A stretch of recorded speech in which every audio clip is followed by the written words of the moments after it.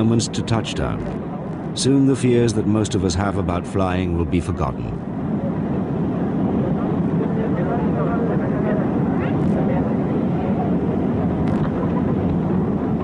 By chance, a Mexican passenger was filming this particular journey's end in Guatemala. But what he and none of the other passengers knew was that a tropical storm had just passed over the airport. The runway is wet, and the Boeing 767 is coming in too high and too fast.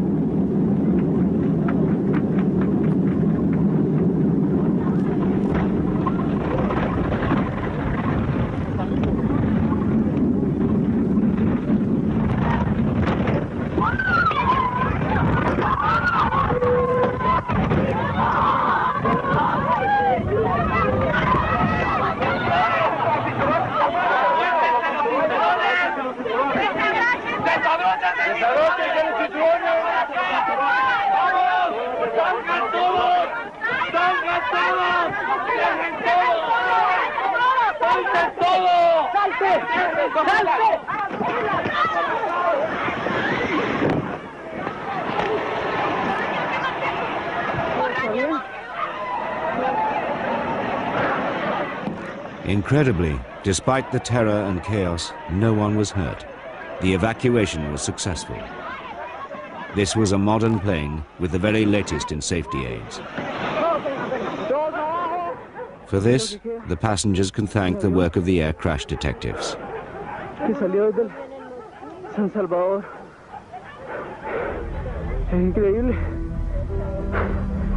Todo salió bien. Gracias a Dios, parece que no hay nadie herido ni nada parecido.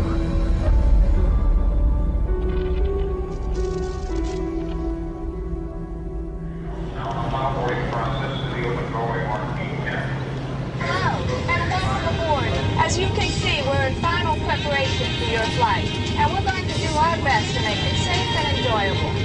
You can help us by paying close attention to the following safety instructions. All carry-on items must be placed completely under the seat in front of you or in an overhead compartment. Use caution placing or removing items from the overhead bins. For most of us, the rituals of air safety pass us by. The announcement something to be endured before the drinks trolley arrives. Statistically, flying is by far the safest form of transport. There's only a 1 in a million chance of being involved in an accident. This is largely due to the air crash detectives, whose job it is to investigate accidents to make sure they never happen again.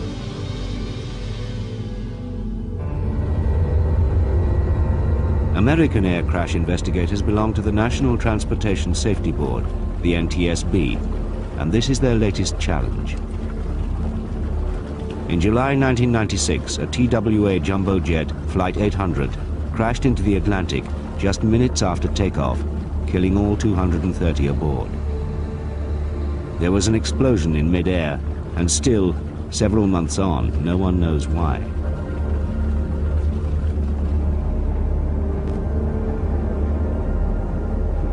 The TWA disaster followed another tragedy, which presented the NTSB with, physically, its most difficult investigation ever.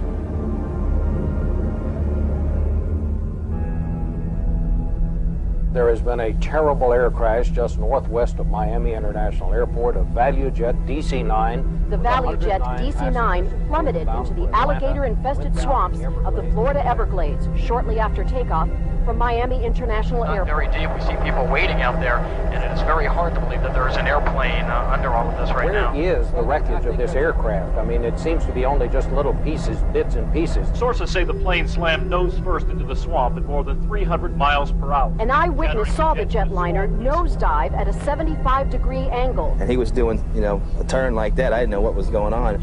And then after it turned up sideways, and that's when it started heading down.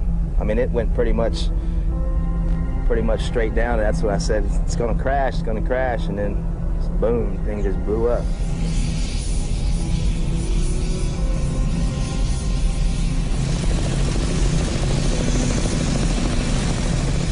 At an airport in Washington, the NTSB's elite GO team assemble. They've been called from their homes. They've no idea how long they'll be gone. From the time we got the call to the time we launched the airplane with a full team going down to Miami, it was 3.5 hours, which was a very quick launch for us. This is the first time that outside cameras have been allowed to fly in with the GO team. Well, it sounds like you got everything covered, Andy. In charge is Greg Feith, young, ambitious, and on his third major investigation. They're going to need at least one car. I need one. NTSB investigators are always shadowed by a board member, a political appointee. In this case, it's their deputy chairman, Robert Francis. It's your choice, the chairman. He wants to know what we're going to do as an investigative team, how we're going to do it, because he will be responsible while he's on scene for addressing the press. The neat thing is we can call on the phone line, download the drawings and the systems drawings for various models of airplanes, print out a paper copy on 8.5 by 11, take it off into the swamp or wherever with us, and then have a paper copy that you can look for this actuator or that spring and mark down serial numbers as you're walking around. So far, all they know is that a DC-9 has come down in the Florida Everglades with 110 people on board. There's a lot of adrenaline that's constantly pumping, and everyone was geared up. We know what we have to do. We know that there's going to be a lot of assistance provided to us, but how are we going to pull this off? How are we actually going to get out there, get the wreckage, do what we have to do, and figure out what happened? And there's this silence that came over everybody, because I think the thought went through the entire cabin of that airplane, because we all looked out the window and we were all probably thinking the same thing. How are we going to do this? Showtime. Over to this side, more to your left. Close to your body there. Get close to your body.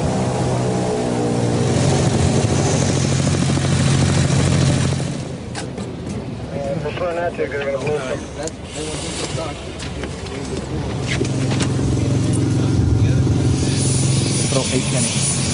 It really is showtime. Being America, every NTSB investigation is carried out under the full glare of the media. It was probably the most TV equipment I have seen in a very long time at any event, probably comparable to the Super Bowl. I mean, there was cameras and trucks and everything else. As far as the eye can see, the Everglades is a featureless swamp. The DC-9 has disappeared in 3 feet of water. We got over the accident site, and all it was water.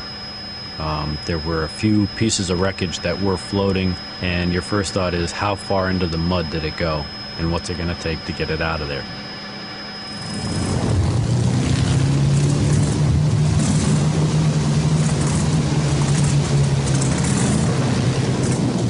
The area around the crash site is awash with aviation fuel and hydraulic fluid.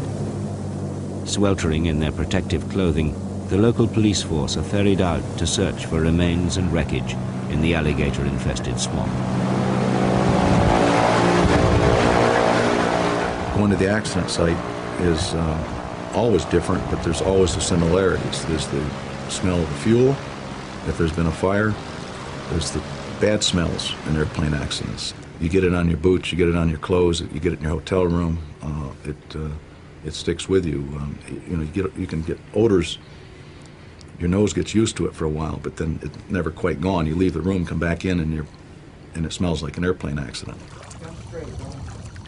Somewhere in these pieces of wreckage lie the vital clues that may help the investigators unlock the mystery of ValueJet Flight 592.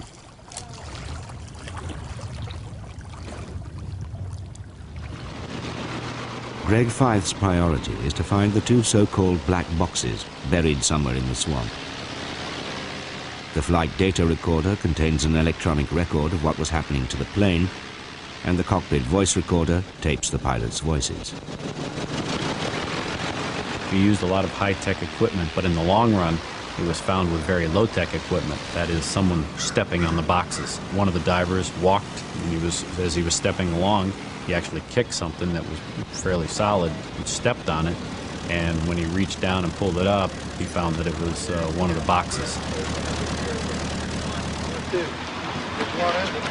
Flight data recorder. We got the recorder. Well, that's what we've been searching for, huh? That's one of them. One of them? That's one. The flight data recorder It had received some impact damage, but for the most part it was in good shape. But we don't want the magnetic tape to dry out. So what we do is we pack the flight data recorder in the cooler, submerged, and then make it watertight, and that is now its new home for the 4-hour trip to Washington that night. They look at you like they're going to flip you off. In the stifling heat and humidity of the Everglades, the search for more clues goes on. Of the 110 passengers who were on board, only the remains of 65 could be identified.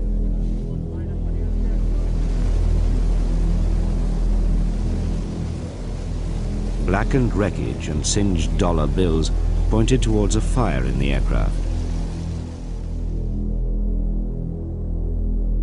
The cockpit voice recorder confirmed that there had been a fire in the cabin.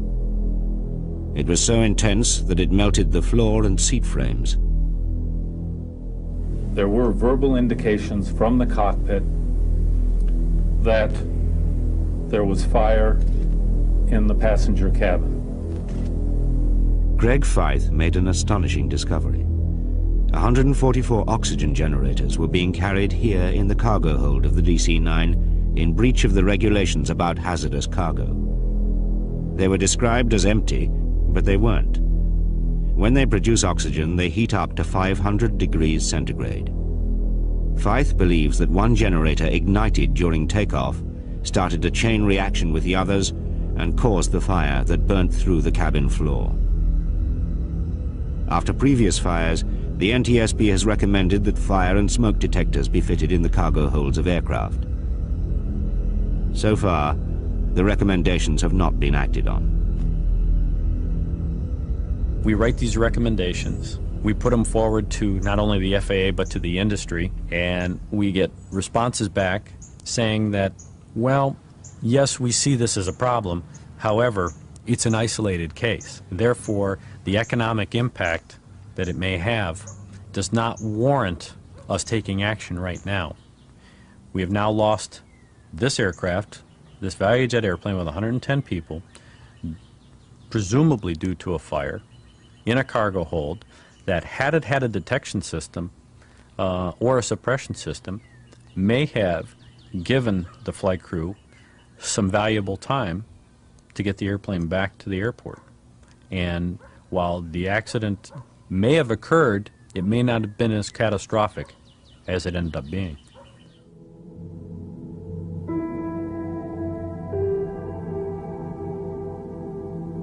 What may have happened in the last minute of flight that we don't have information for is anyone's guess. None of us were there. You can probably picture, if you were in that situation, what might be going on. And as an investigator, it's hard not to do that. What these people were experiencing, what the flight crew was trying to do. You know, each of us has our own idea of what was probably happening, but it's anyone's guess, and your imagination can run wild with what was happening in that cockpit and in that cabin, given those circumstances.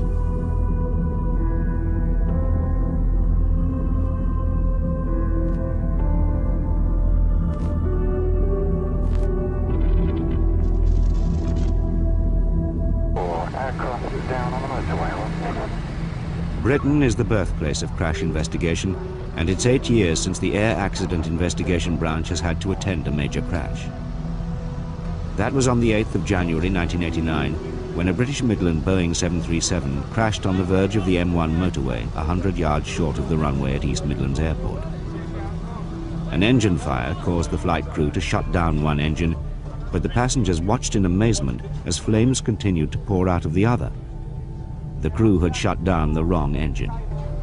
The packed aircraft plunged into the bank, agonizingly close to safety. 39 people died in the crumpled wreckage. Another 8 died later in hospital.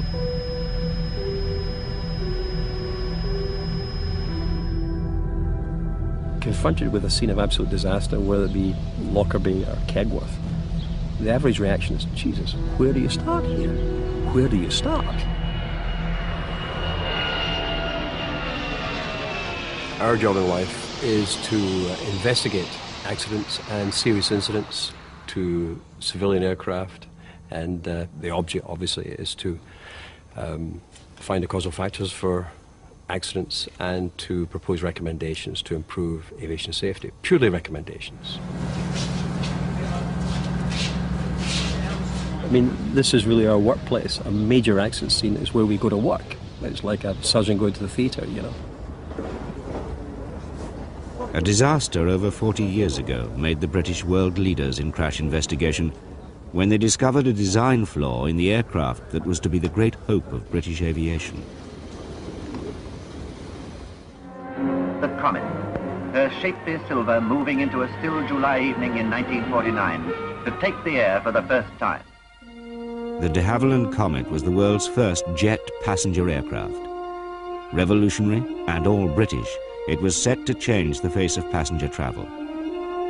The maiden flight of this historic aircraft was a typically British, understated affair. Well, it was a fine day, it was July, and I said, right, if it's ready, wheel it out. And perfect weather. It was a great moment for all who had planned and sponsored her. There at the controls, John Cunningham. A great moment, but an anxious moment too. Many hundreds of skilled men, the best brains and hands in the business, had put their utmost into her. What snags could possibly develop? And yet you kept your fingers crossed. Went through the cockpit check and away.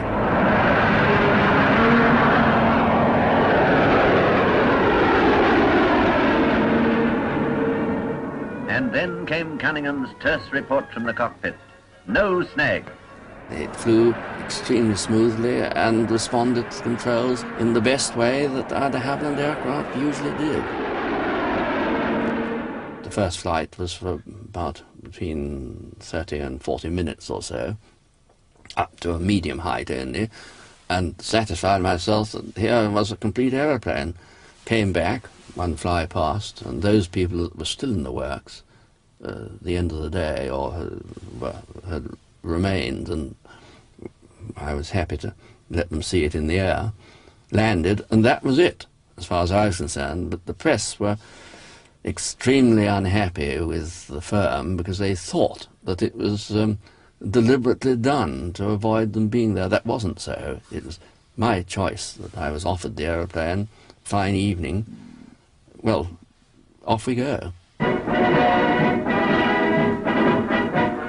6 weeks later, at the Farnborough Air Display, the Comet made her first public appearance to face the critical eye of the airman's world.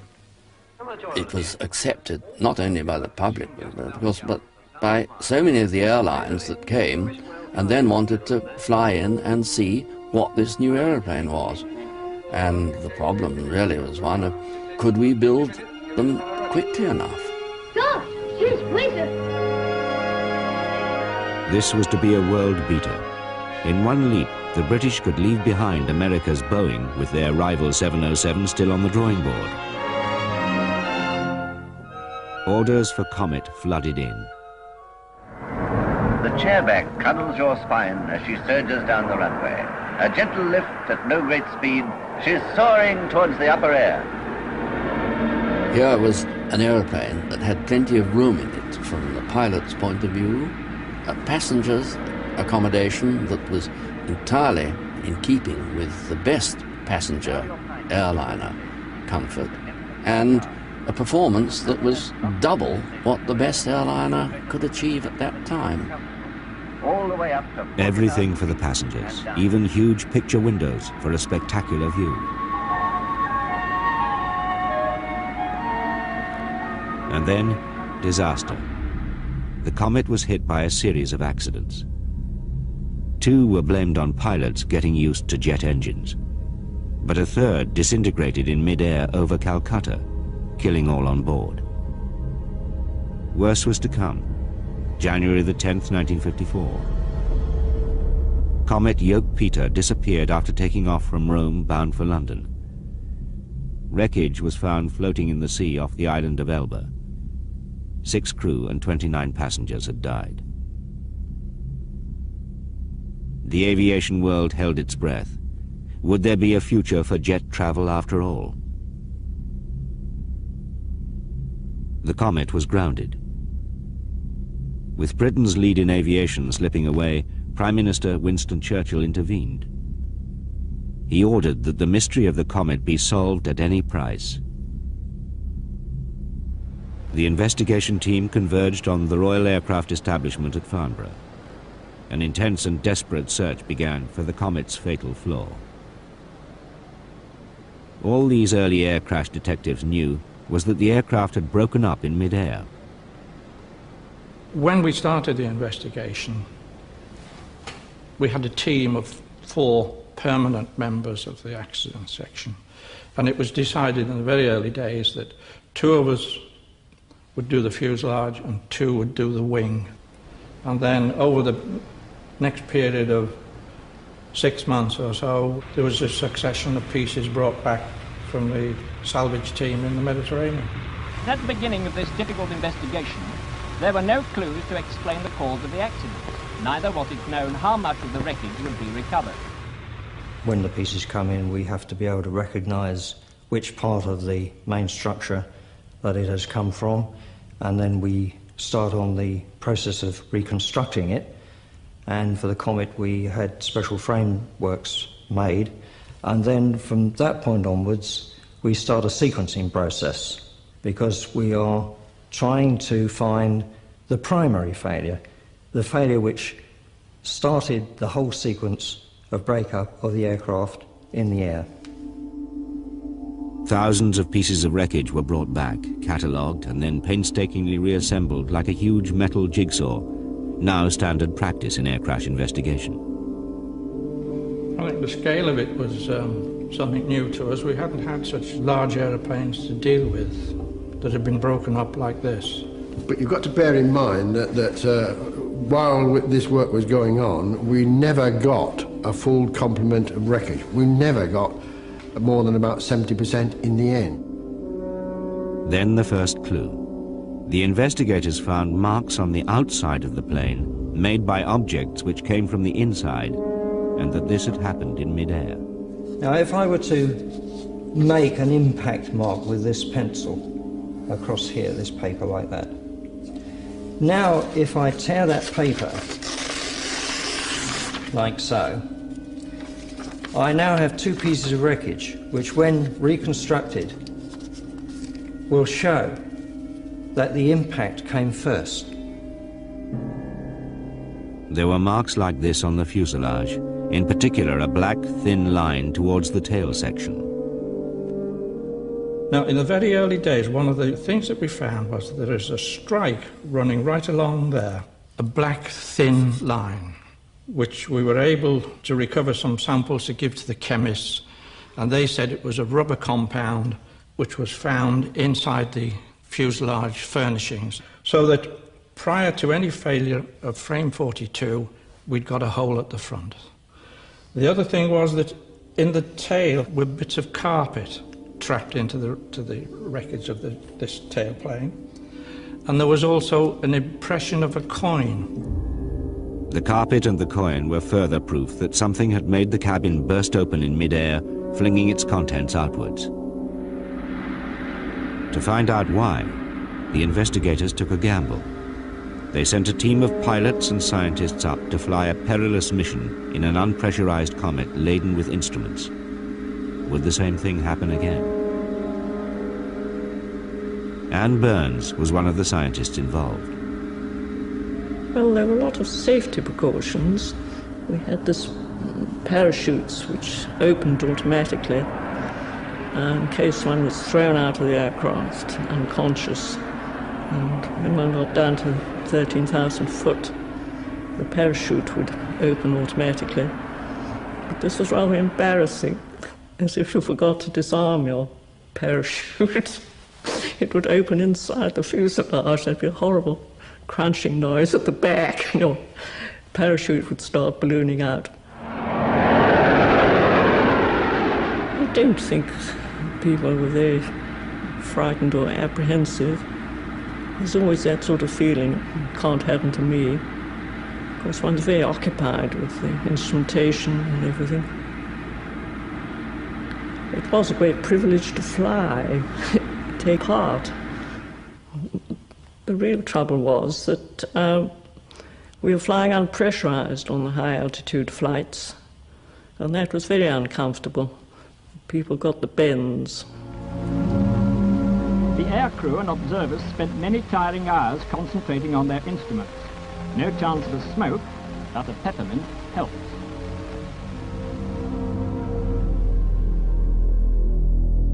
Disappointingly, the flight tests came up with no answers.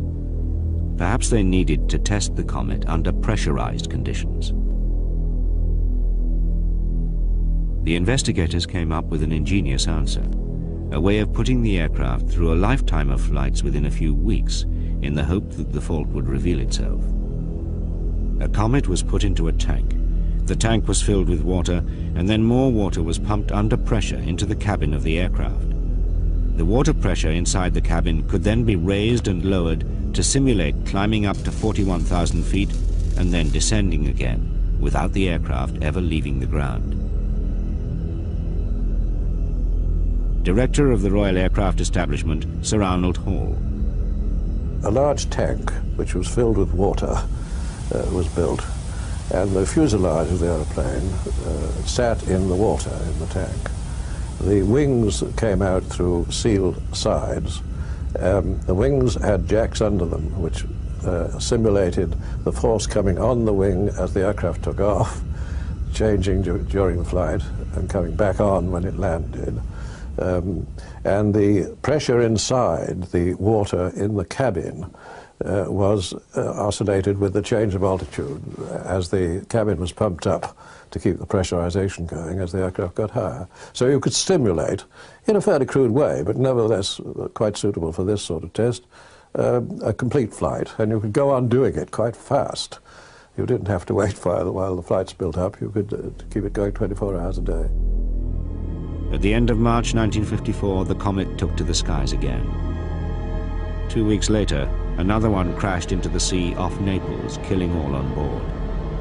The comet was grounded indefinitely. In that first 2.5 weeks, we had got to the stage of simulating about 1,900 separate flights.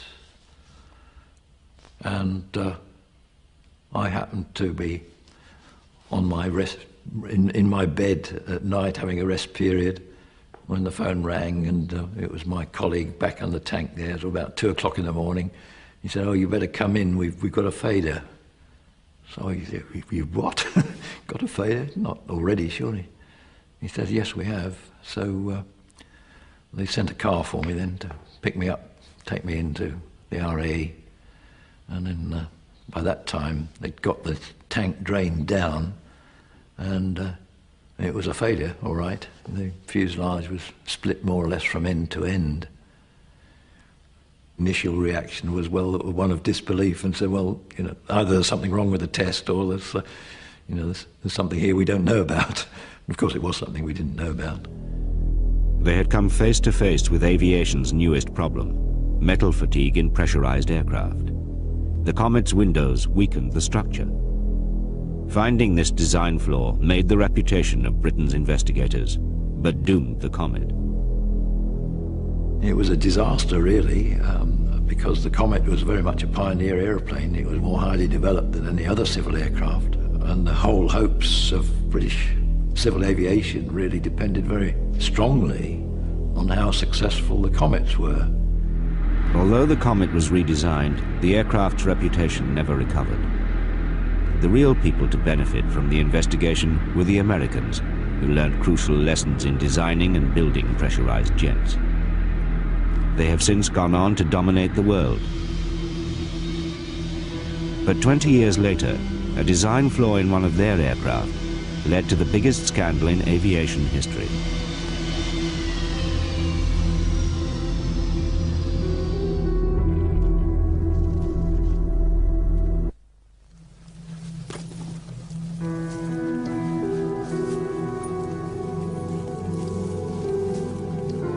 Ermenonville Forest, 20 miles north of Paris, March the 3rd, 1974. A Turkish Airlines DC-10 on its way to London ploughed through these trees at 500 miles an hour.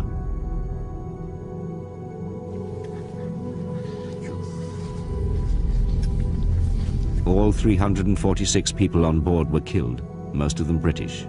15 entire families were wiped out. These are all new trees here, aren't they? Yes. Michel Vigier was the French investigator in charge, and Tony Cullen, a Royal Air Force pathologist, one of his team.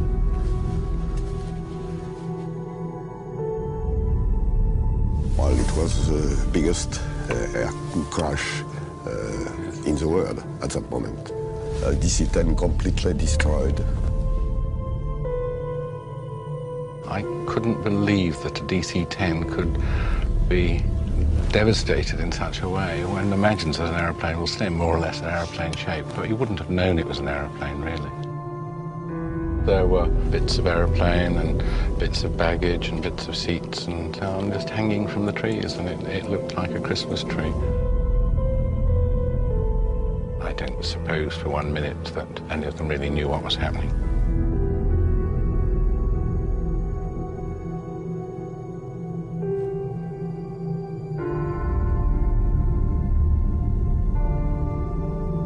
More than 20 years later, the forest is still littered with small bits of wreckage. In fact, there's some wreckage over there. Yeah. This was the size of quite a lot of the wreckage at the time. See, we've got some electric cable here, and seat upholstery and all sorts of stuff. Gosh. It's quite eerie, really, isn't it? But they can't clear up everything. Despite the carnage in the forest, it was a discovery 9 miles away that was the key to the investigation. In a field, a local farmer found the bodies of 6 Japanese tourists still strapped in their seats, and near them the rear cargo door. A baggage handler at Orly Airport was immediately blamed for not closing the door properly. But this wasn't the first accident to a DC-10 involving the cargo door. Aviation community has got previous alert, so it's easy to deduce that this accident should not have occurred.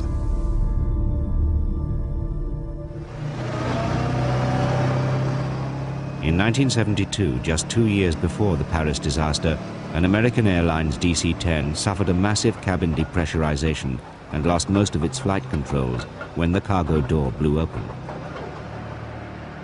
The captain that day was Bryce McCormick. Well, I'm very conscious of schedule all the time. We were a little late getting out of Los Angeles, and they were having some trouble with the door closing at that time.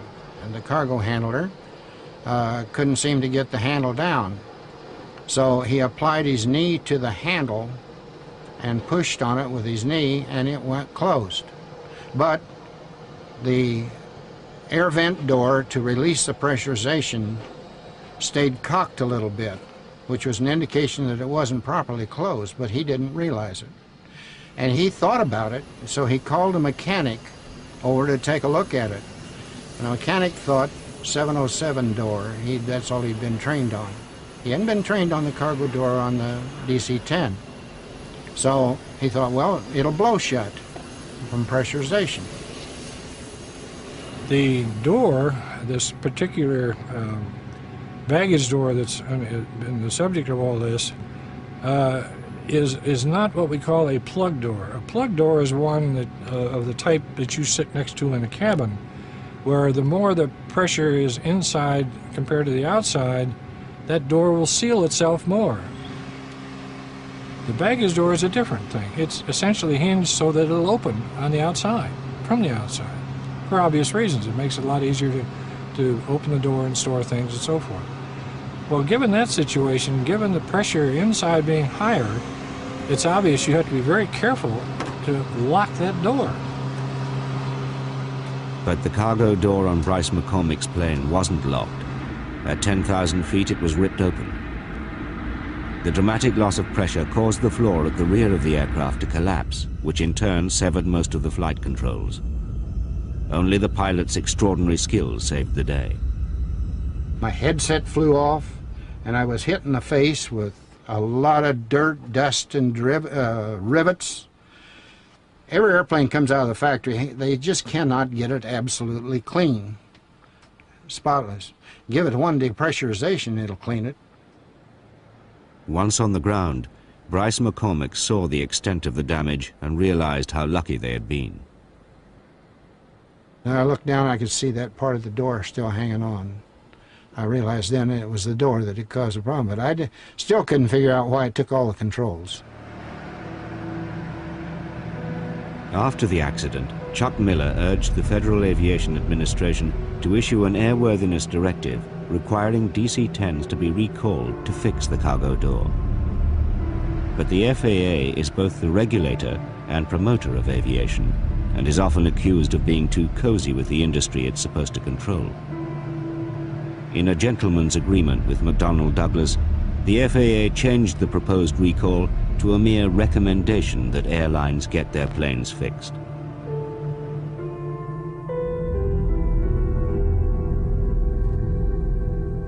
By the time of the Paris crash, 2 years later, there'd been more than 100 complaints about the design of the cargo door. It took the loss of 346 people to get it fixed, what air crash detectives cynically call tombstone technology.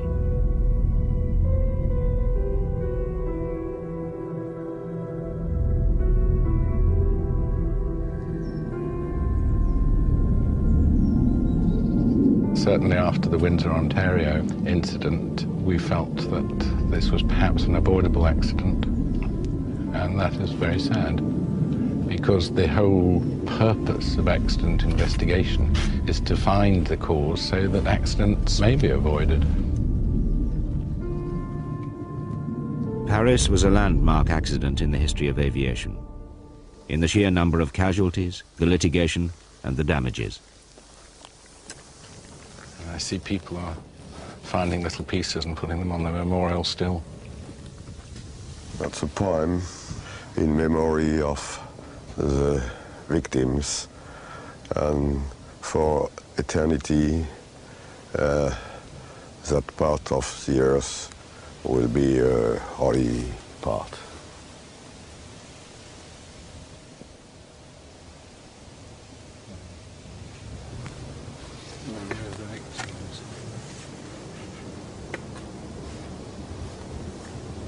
Makes you realize the magnitude of the disaster when you see all these names. There is only part of the names of the victims. Turkish, English, Japanese, French. Some French. McDonnell Douglas have never admitted responsibility for anything to do with the cargo door, but their lawyers and insurers eventually agreed to a multi-million-dollar settlement on behalf of the victims of the Paris crash. We come with a job to do, and we try and be professional about it and not to let our emotions interfere with our job.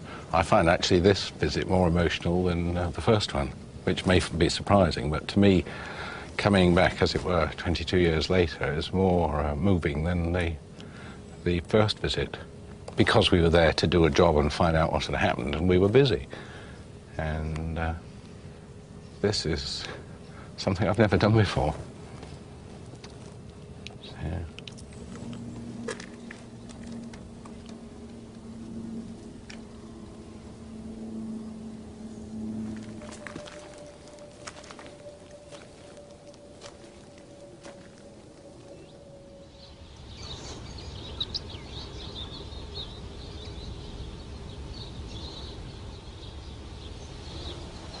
This morning at 08:30 hours UTC at Cranfield here, there was an accident involving a Piper Aztec aircraft. Eddie Trimble is a senior accident investigator with the British Air Accident Investigation Branch. Every summer, he helps to run a course for would-be accident investigators. We'll show you where it is. The Aztec is roughly in this position here, and it's gone into the southern edge of the woods. Most countries now have their own crash detectives, and many of them are trained here at Cranfield. The ice cream for just like the hit on the left side and the aircraft will be on the left side. All right, gentlemen, another 5 minutes and then we'll leave Team 1 on site, okay? 5 minutes. Basically, it's to teach them the general approach to accident investigation. And it's really the same procedure you use here as you will use in a major accident. All you've got in a bigger aircraft is more complexity in the systems. They've been listening to lectures for 4 weeks on all aspects of air accident investigation. They've had a lot of presentations from our guys on real accidents, mostly major accidents, civil and military accidents.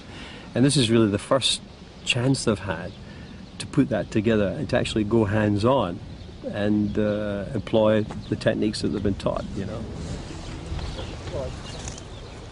Investigators are looking for the cause of accidents and how to survive them. We're the best will in the world. As long as people design, build and fly aircraft, there are going to be accidents by the sheer nature of the business. Hopefully the rate will reduce over the years. But that being so, and particularly in view of the fact that aircraft are being designed to carry more and more passengers, it makes good sense to try and draw the survivability lessons from accidents. Now people will say to you, yes, but we design aircraft to fly, not to crash. Fair enough. I dare say the car manufacturers will respond that they design cars to be driven, not to crash. But they know they're going to crash, and they take sensible precautions based on modern technology. And it doesn't seem to stop cars selling. In fact, there is an argument that safety sells cars. We have the technology to do it. There's no question of it. The only question is, are we going to do it before we have a 1,000-seater aircraft?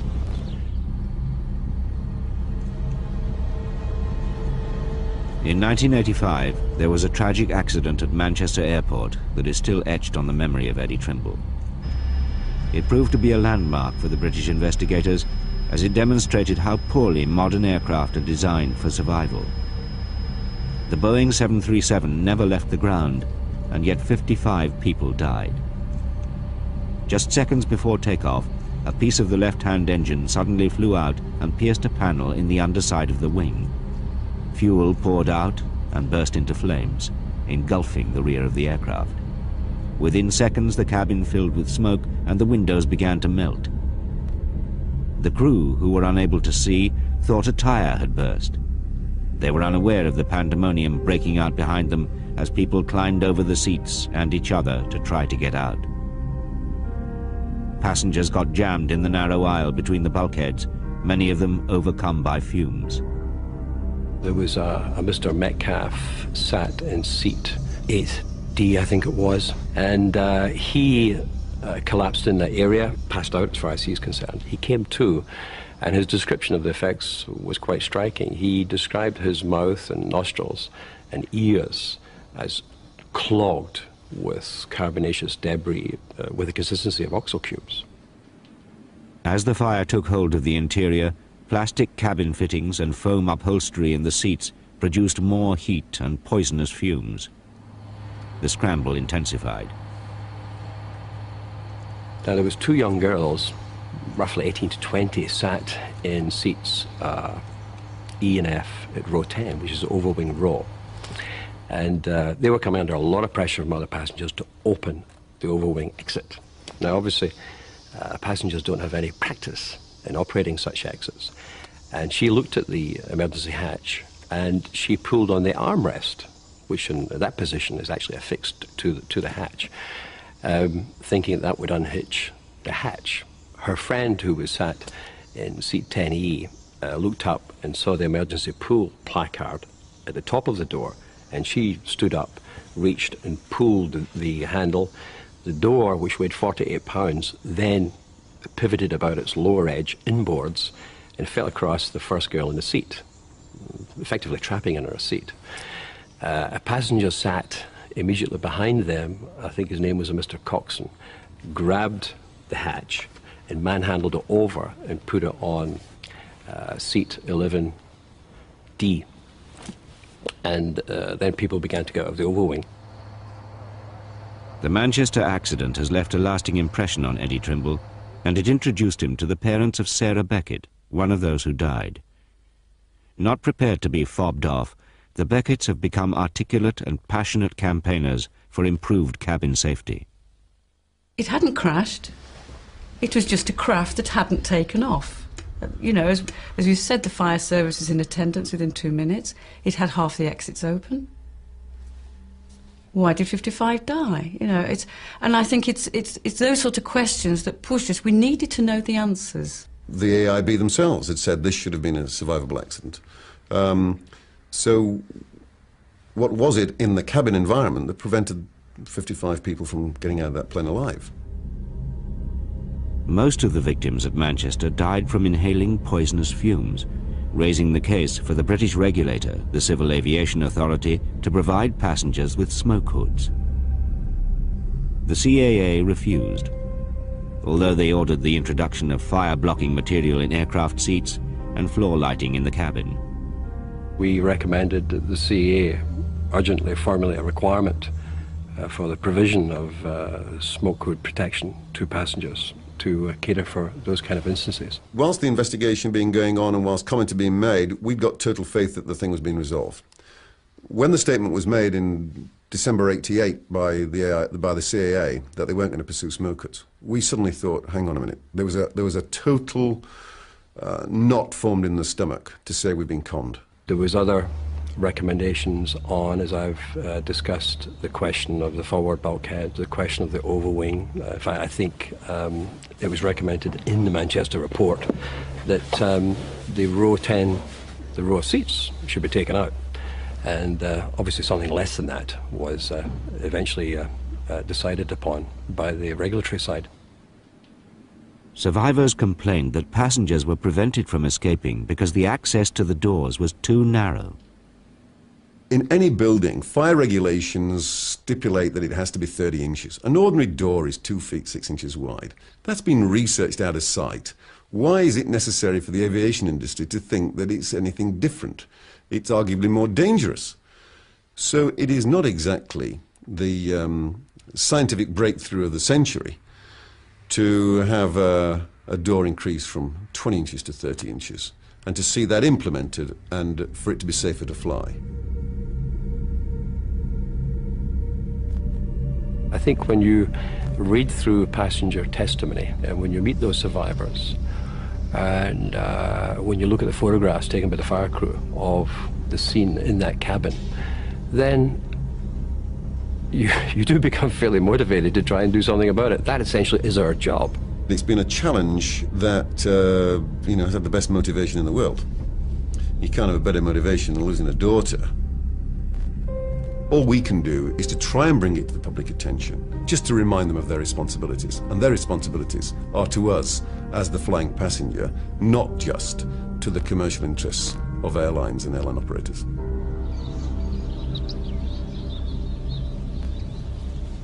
Air crash detectives learn from accidents. They want to prevent them from ever happening again. But their work is in vain if their recommendations are not heeded. Unless the lessons are learnt and implemented in this business, we're not making as good progress as we can. And frankly, a lot of investigators may as well go and lie on a beach as do accident investigation as long as that pertains.